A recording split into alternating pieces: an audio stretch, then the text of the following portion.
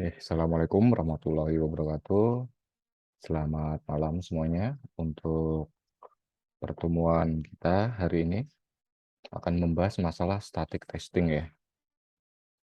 Ini berikut poin-poin yang akan kita bahas. Yang pertama ada informal review, yang kedua ada structure walkthrough, tiga ada Vagrant inspection, empat ada guild inspection, kelima ada economic benefit of inspection, keenam ada inspection guides, ketujuh ada entry and exit criteria, dan yang terakhir ada automated software inspection.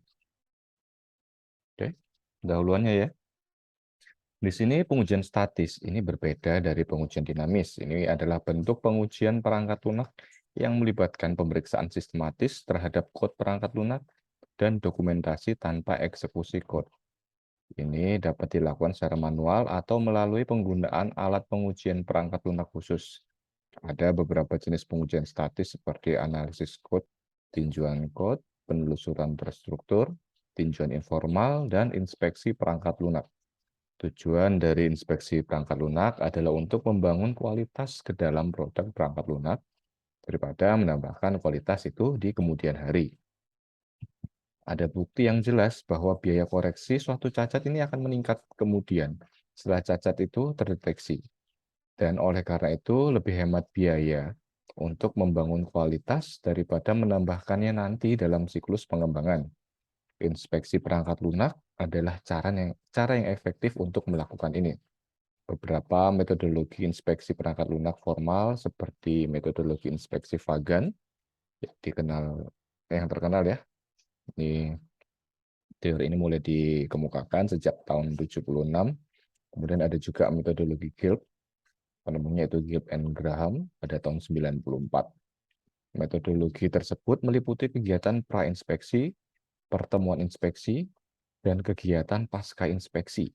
Beberapa peran inspeksi biasanya digunakan, termasuk peran penulis atau autor ya di sini, peran inspektor, peran penguji, dan peran moderator. Kemudian keuntungan secara ekonomi ya dari inspeksi sebuah software. Ada bukti yang jelas bahwa program inspeksi perangkat lunak ini memberikan laba atas investasi dan memiliki manfaat nyata dalam hal kualitas, produktivitas, waktu ke pasar, dan kepuasan pelanggan. Misalnya ada IBM Houston ini menggunakan inspeksi perangkat lunak untuk misi Space Shuttle. Sini 85% dari cacat ditemukan dengan inspeksi dan 15% ditemukan dengan pengujian. Tidak ada cacat yang ditemukan pada misi luar angkasa, dan sekitar 2 juta baris perangkat lunak komputer ini diperiksa. Dan ada IBM North Harbor di Inggris, ini mengutip peningkatan 9% dalam produktivitas dengan 93% cacat ditemukan oleh inspeksi perangkat lunak. Inspeksi perangkat lunak ini berguna untuk mendidik karyawan baru tentang produk dan standar serta prosedur yang digunakan dalam organisasi.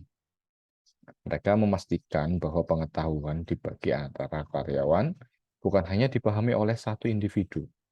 Inspeksi meningkatkan produktivitas perangkat lunak karena lebih sedikit waktu yang dihabiskan untuk memperbaiki perangkat lunak yang rusak.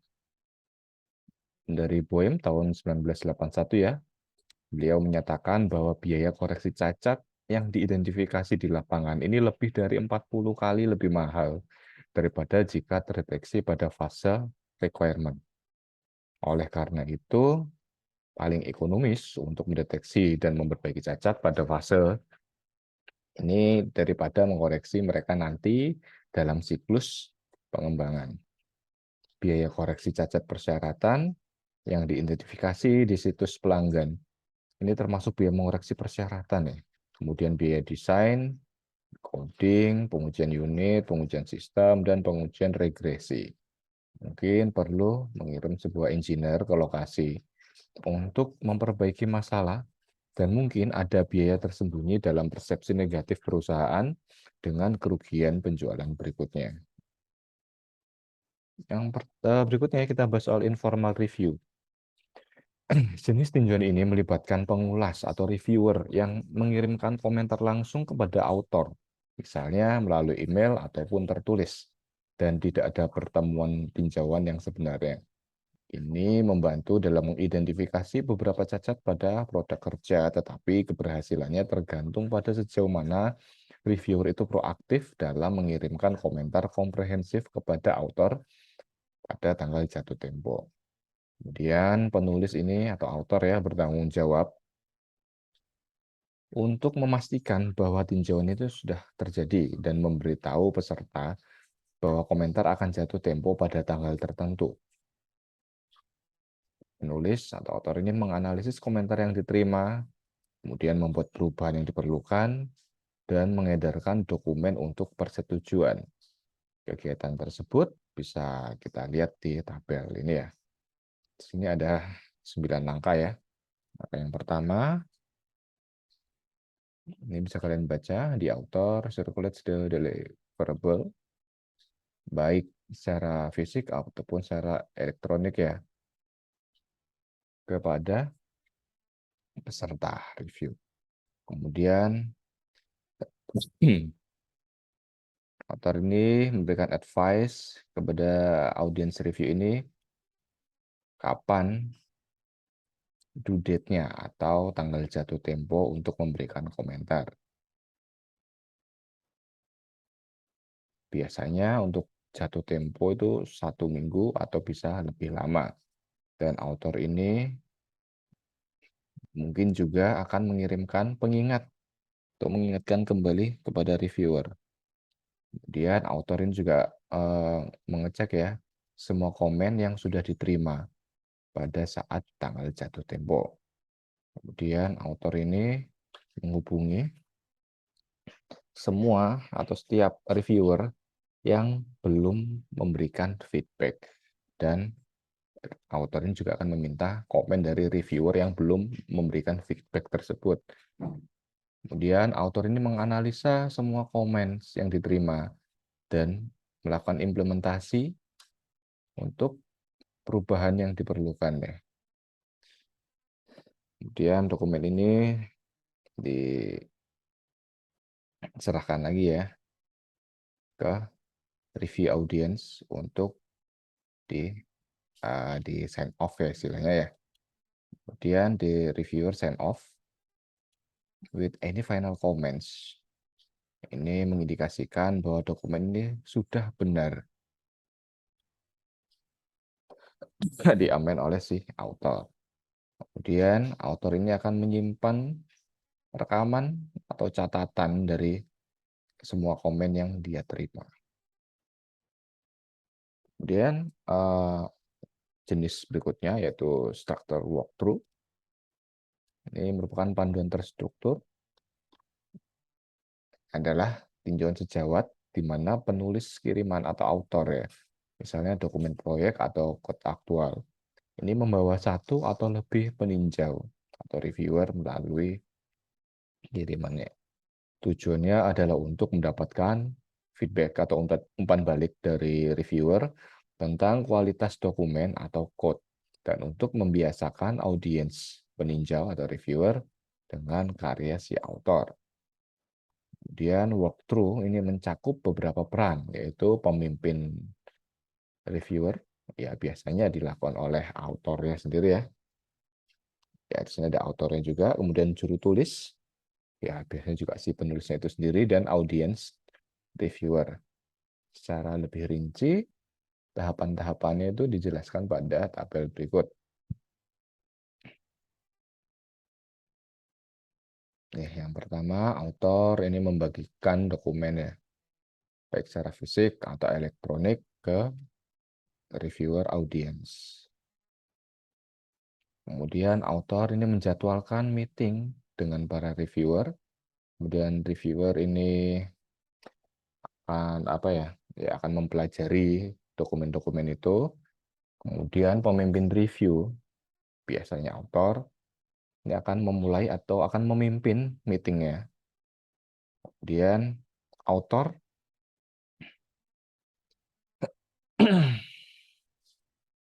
akan menjelaskan ke audiens review itu tentang dokumen-dokumennya, akan menjelaskan tiap seksinya, tiap seksi dari dokumennya, tujuannya apa yang ingin dicapai ya, dan kemudian akan meminta komen dari audience review-nya untuk tujuan koreksi ya. The scribe atau juru tulis ya biasanya author juga ini akan mencatat error, keputusan, atau aksi-aksi lainnya. Kemudian meeting outcome ya ini maksudnya hasil dari meeting ini akan disetujui dan author akan menyetujui atau memberitahukan ya semua item-item yang disetujui, maksudnya yang disetujui untuk dilakukan perbaikan. Jika diperlukan, maka akan diadakan review tahap berikutnya, kedua ya. Nah, setelah dari sini ya kita kembali ke langkah pertama. Kemudian dokumen-dokumen ini diserahkan lagi kepada reviewer untuk di sign off ya. Kemudian reviewernya melakukan sign off dengan memberikan final comments. Ini mengindikasikan bahwa author ini sudah membenahi atau mengkoreksi dokumen-dokumen tersebut. Kemudian author akan menyimpan catatan dari semua comments dan dokumen yang sudah di sign off. Nah, yang ketiga ini ada yang semi formal review meeting. Tinjauannya ini adalah baik, sebentar. Untuk yang semi formal review meeting ini merupakan versi sederhana dari pemeriksaan Vagan. Ini merupakan rapat tinjauan yang dimoderatori atau yang diketuai oleh pemimpin peninjau. Penulis memilih pengulas ya atau reviewer dan menunjuk pemimpin tinjauan yang bisa jadi penulis itu sendiri. Kemudian pemimpin reviewer ini memimpin rapat dan verifikasi bahwa kegiatan tindak lanjut ini telah selesai. Penulis kemudian mendistribusikan deliverable untuk ditinjau dan memberikan gambaran singkat tentang materi. Bagian ini diadaptasi oleh teori O'Hara pada tahun 1998. Untuk semi formal review meeting, di sini ada beberapa fase ya, ada 6 fase di sini. Pertama, fase planning, ini biasanya untuk memastikan dokumen atau code ini sudah siap untuk direview. Yang melakukan adalah author leader. Kemudian fase distribusi, yaitu untuk mendistribusikan dokumen atau code atau materi-materi lain kepada reviewer. Paling lambat 3 hari sebelum meeting. Dan tugas yang lain juga menjadwalkan meeting. Ya, yang melakukan adalah author leader juga.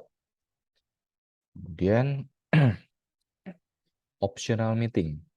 Di sini memberikan overview dari deliverable ya, dokumen-dokumen itu untuk direview. Kemudian untuk mengizinkan untuk allow reviewer untuk mengajukan pertanyaan. Yang melakukan adalah author reviewer. Kemudian fase preparation. Di tasnya atau tugasnya yaitu membaca dokumen atau code, kemudian menandai setiap isu atau memberikan question dan pertanyaan ya. Kemudian juga menandai minor issue. Ini tugasnya oleh reviewer. Kemudian review meeting. Ini tasnya. Yang pertama ya, review leaders. Ini memulai meeting ya atau memimpin meeting.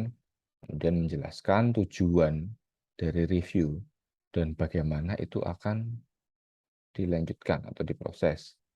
Kemudian menentukan time limit batas waktu untuk meetingnya. Memastikan review meeting ini tetap fokus dan tetap tetap jalan, tetap bergerak seperti itu.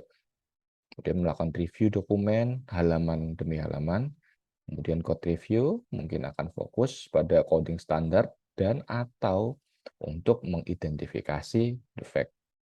Kemudian resolve any conflict atau memecahkan semua konflik atau masalah ya untuk diinvestigasi. Kemudian menulis atau mencatat comments atau shortcomings on review form. Kemudian reviewer ini membuat komen atau saran atau pertanyaan. Kemudian reviewer itu menyerahkan dokumen yang sudah ditandai di bagian-bagian minor issue-nya langsung ke author. Kemudian author merespon setiap pertanyaan atau isu yang dikemukakan. Kemudian mengajukan outcome untuk review meeting. Dan review leader ini complete review summary form. Jadi melengkapi form summary ya. Dan di sini juga menyimpan atau mencatat dari review formnya. Role-nya yaitu dilakukan oleh leader, reviewer, author. Kemudian pada fase post review, ini tasnya atau tugasnya yaitu untuk menginvestigasi dan memecahkan setiap isu atau masalah ya yang sudah teridentifikasi pada saat review. Kemudian memverifikasi bahwa author ini sudah membuat koreksi yang dibutuhkan. Role-nya yaitu dipimpin oleh author leader. Nah, ini untuk template semi formal review ya yang dibahas di sini tadi. Formnya ini. Ada template formnya, jadi di situ ada date-nya, ada deliverable-nya, number version, reviewnya, autornya siapa, review leader-nya siapa, reviewer-nya siapa. Kemudian di sini catatannya di sini ya. Pada halaman atau baris keberapa ya ditemukan isu atau masalah dan seterusnya. Jadi form seperti ini yang dipakai di semi formal review meeting. Berikutnya ke Vagan inspection. Di sini metodologi Vagan adalah metodologi inspeksi perangkat lunak yang cukup terkenal ya, yang dikembangkan di IBM pada pertengahan tahun 70-an. Inspeksi Vagan ini adalah proses 7 langkah yang mencangkup perencanaan, tinjauan umum, persiapan, pertemuan inspeksi, peningkatan proses, pengerjaan ulang, dan kegiatan tindak lanjut. Tujuannya adalah untuk mengidentifikasi dan menghilangkan kesalahan dalam produk kerja dan untuk mengidentifikasi setiap cacat sistemik dalam proses yang digunakan untuk membuat produk kerja. Proses inspeksi Vagan ini menetapkan bahwa dokumen persyaratan, dokumen desain, source code, dan rencana pengujian ini semuanya diperiksa secara resmi oleh para ahli yang independen dari pembuatnya. Inspeksi dilakukan dari sudut pandang yang berbeda, seperti requirement, desain, dan pengujian atau testing.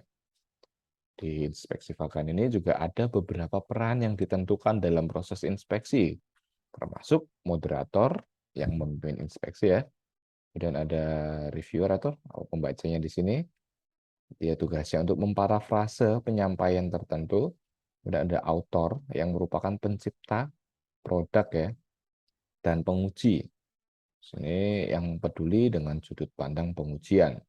Proses ini akan mempertimbangkan apakah desain itu sudah benar sesuai dengan persyaratan dan apakah source code ini juga sudah sesuai dengan desainnya. Gambaran dari Vagan inspection.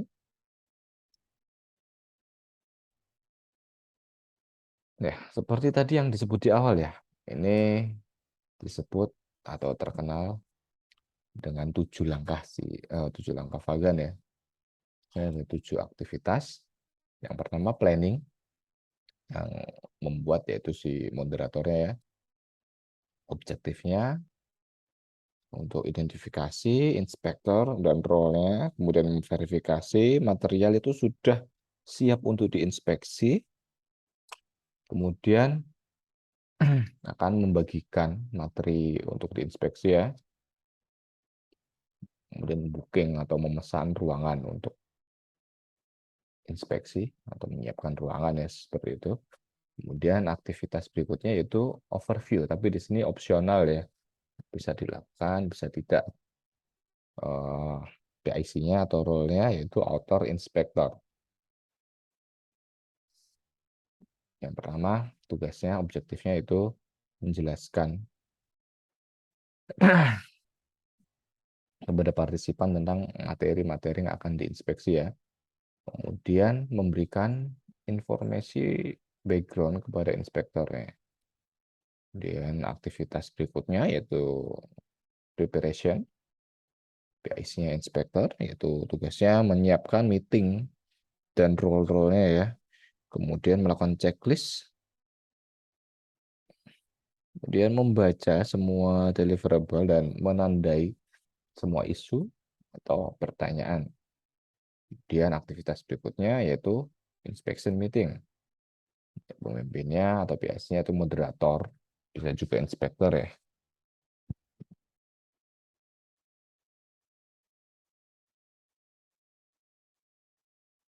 Ini moderator akan meng-cancel inspeksi jika persiapan inadekuat ini sudah dilakukan ya. Kemudian time limit itu sudah ditentukan untuk inspeksinya, jadi dibatasi ya waktunya. Moderator ya membuat atau menjaga agar supaya meetingnya tetap fokus untuk inspeksi. Kemudian inspektor ini akan melakukan peran mereka dan seterusnya ya. Kemudian bila ada ditemukan defect ya akan dicatat dan diklasifikasikan dia termasuk kelas atau kelas yang mana gitu kan. Kemudian author di sini akan merespon atau akan menjawab setiap pertanyaan. Durasi dari meeting akan dicatat dan inspeksi outcome itu harus disetujui. Kemudian aktivitas berikutnya proses improvement. PIC-nya inspektor. Ini objektifnya yaitu tujuannya tetap mengkontinue improvement. Dia tetap ada apa ya? Menjaga kontinuitas dari improvement, development, dan inspection proses atau proses inspeksinya. Kemudian penyebab dari major defect ini harus dicatat. Kemudian melakukan root cause analysis untuk mengidentifikasi apa ya setiap defect yang sistemik dengan atau yang ada di dalam proses development atau proses inspeksi. Kemudian inspektor juga memberikan rekomendasi untuk proses improvement kepada timnya. Kemudian rework, ini biasanya si author ya. Author ini mengkoreksi defect yang sudah ditemukan, kemudian follow up berikutnya yaitu tugasnya si moderator atau author. Ini moderator akan verifikasi bahwa author ini sudah memecahkan atau sudah membenahi defect dan hasil investigasi yang lain. Ini pedoman atau guideline Vagan inspection ya. Jadi di sini memberikan rekomendasi tentang jumlah waktu yang harus dicurahkan untuk berbagai kegiatan inspeksi. Di sini penting untuk meluangkan waktu yang cukup untuk persiapan dan bahwa rapat inspeksi ini tidak terburu-buru dan tidak berusaha untuk membahas materi dalam jumlah yang berlebihan. Di sini kami atau penulis ya, ini pertama-tama menyajikan pedoman Vagan yang ketat seperti yang didefinisikan oleh metodologi Vagan pada tabel 4.5 ini. Dan kemudian mempertimbangkan pedoman yang lebih santai yang telah terbukti efektif dalam domain telekomunikasi. Ini bisa kita lihat pada tabel 4.6. Ini ya contohnya yang straight dari Vagan guideline ya. Misal untuk waktu preparasinya, requirement-nya ini jumlah per jamnya. Ini 4 halaman per jam atau maksimal 6. Kemudian kalau yang setelah disesuaikan ya, ini bisa 10 hingga 15 halaman per jamnya, maksimal 30 halaman. Ya, dan seterusnya ya, bisa kalian baca sendiri di materi yang sudah saya bagikan. Nah, di sini untuk inspektor sama role-role yang lain ya. Di sini ada 4 role, ada moderator, reader, author, dan tester. Untuk moderator, dia itu memanage inspeksi, proses inspeksi dan memastikan proses dari inspeksinya itu.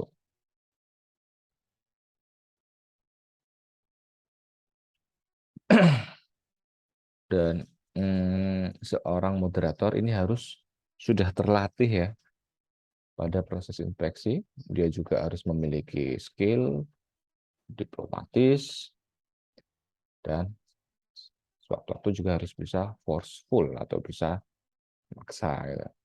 Kemudian merencanakan inspeksi dan memimpin meeting. Kemudian menerapkan guideline dari inspeksi, verifikasi bahwa deliverable itu sudah siap untuk diinspeksi, dan seterusnya ya. Kemudian rule berikutnya ada reader, dikasih itu memparafrase deliverable dan memberikan pandangan independen. Kemudian secara aktif, reader ini juga akan berpartisipasi pada inspeksi. Author, di sini author yaitu ya kreator dari produk yang sedang diperiksa ya. Kemudian memiliki interest untuk menemukan semua defect. Memastikan bahwa produk yang sedang dikerjakan ini sudah siap untuk diinspeksi. Dan tester, role ini fokus ke bagaimana produk ini akan dites. Dan seterusnya, kalian bisa baca sendiri lebih lengkapnya. Nah, di sini ada entry kriteria. Inspection type, misalnya di sini ada requirement, entry kriterianya. Inspector with sufficient expertise available. Kemudian correct requirement template used, preparation done by inspector.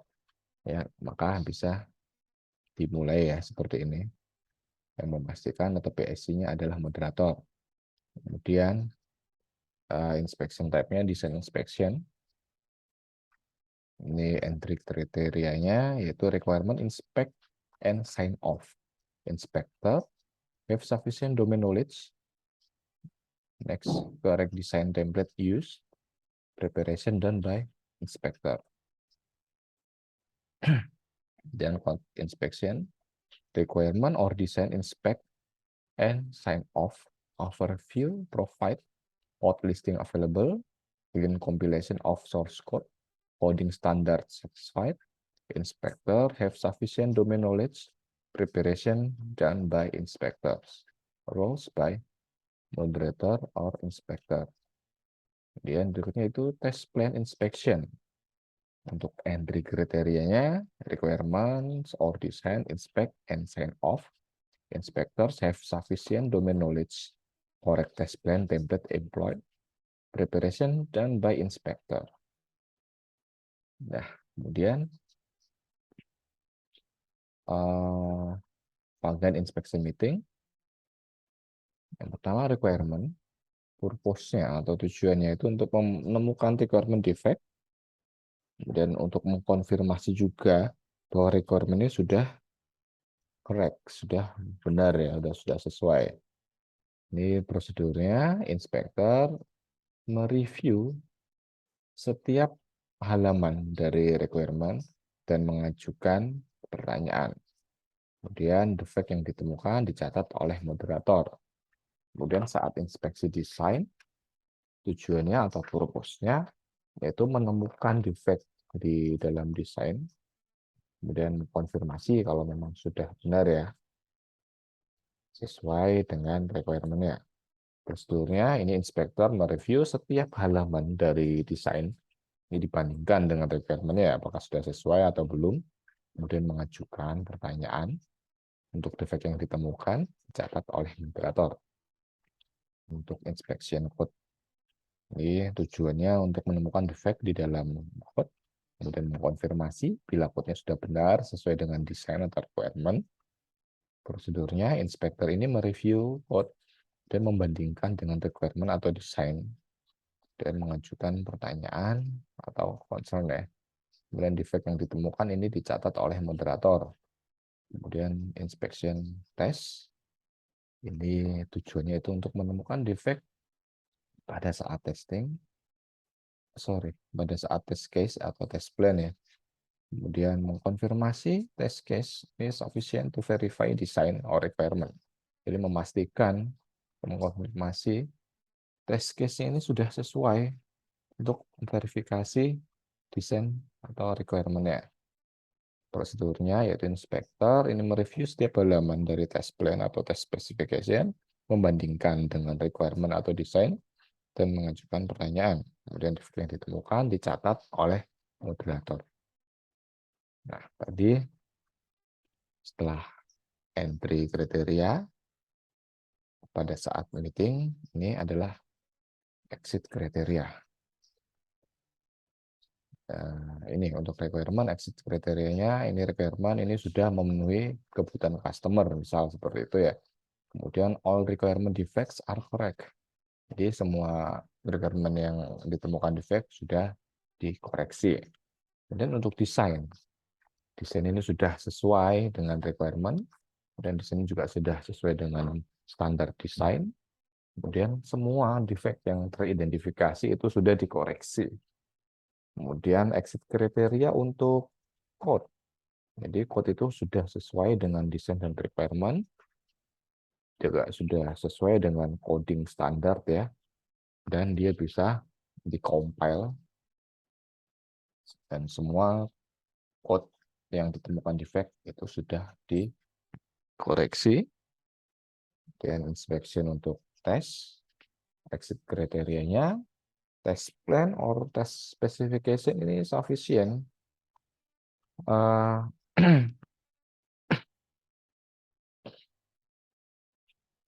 Untuk ini ya, sufficient dengan test requirement atau desain ya. Test plan ini mengikuti standar tes. Kemudian semua defect yang teridentifikasi sudah dibetulkan. Kemudian untuk tingkatan isunya ada major atau mayor, minor, proses improvement, dan investigasi. Misal kalau mayor ya, ini kita kasih code dengan huruf M besar ya. Ini apa sih yang disebut mayor? Yaitu defect pada produk yang akan apa ya, akan menyebabkan customer pelanggan kita itu akan report, melakukan laporan, membuat laporan ya, jika problem itu tidak terdeteksi sejak awal. Kemudian minor, ya yang minor adalah isu minor ya di produknya. Kemudian proses improvement, yaitu ya merupakan proses improvement, saran proses improvement berdasarkan analisis dari major defects. Kemudian investigate, bila kita menemukan ada yang di mark atau yang ditandai dengan INV atau investigate, yaitu artinya item tersebut harus dilakukan investigasi. Kemudian ini bagian inspection defect type. Ada beberapa skema klasifikasi tipe cacat yang digunakan dalam inspeksi perangkat lunak. Ini termasuk klasifikasi cacat inspeksi Vagan yang bisa kita lihat pada tabel 4.12 ya. Dan skema klasifikasi cacat ortogonal yang ditampilkan pada tabel 4.13. Skema klasifikasi cacat ortogonal Ini dikembangkan di IBM di tahun 93 ya, dan mengklasifikasikan cacat menjadi 3 sudut pandang ortogonal. Ada pemicu cacat, ini adalah katalis yang menyebabkan cacat terwujud. Jenis cacat ini menunjukkan perubahan yang diperlukan untuk koreksi. Kemudian dampak cacat ini menunjukkan dampak cacat pada fase di mana ia diidentifikasi. Kemudian audisi ini menghasilkan kumpulan informasi yang kaya tentang cacat. Tetapi upaya diperlukan untuk merekam informasi ini. Klasifikasi tipe cacat ini dijelaskan pada tabel 4.13. Kemudian berikutnya ada automated code inspection. Untuk analisis kode statis adalah analisis kode perangkat lunak tanpa eksekusi kode dan sering dilakukan dengan alat otomatis. Analisis aktual yang dilakukan ini tergantung kecanggihan alat dan beberapa alat menganalisis pernyataan atau deklarasi individual. Sedangkan yang lain dapat menganalisis seluruh source code. Tujuan dari analisis ini adalah untuk menyoroti potensi kesalahan pengkodaan di awal siklus hidup pengembangan perangkat lunak. Kemudian compiler menemukan cacat dalam sintaks kode perangkat lunak, sedangkan alat analisis kode statis ini dapat menganalisis kode perangkat lunak untuk menemukan lebih banyak cacat. Analisis kode statis ini menyediakan deteksi dini cacat sebelum eksekusi pengujian, serta membuat kode perangkat lunak ini lebih mudah dipelihara. Mereka juga membantu dalam mengidentifikasi cacat yang sulit ditemukan dalam pengujian dinamis, dan mereka dapat memeriksa apa saja. Yang pertama ada pelanggaran standar coding ya, dan ada infinite loop atau loop tanpa akhir, kode yang tidak dapat dijangkau, variabel yang tidak pernah digunakan, kemudian mereferensikan variabel dengan nilai yang tidak ditentukan, kemudian kerentanan keamanan, dan ketidakcocokan tipe parameter.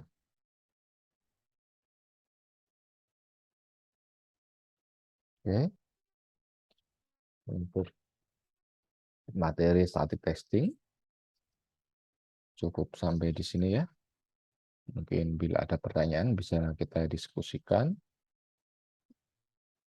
bisa lewat kolom komentar atau bisa lewat forum yang ada di Elitak ataupun yang disiarkan. Atas perhatiannya saya ucapkan terima kasih. Selamat malam. Assalamualaikum warahmatullahi wabarakatuh.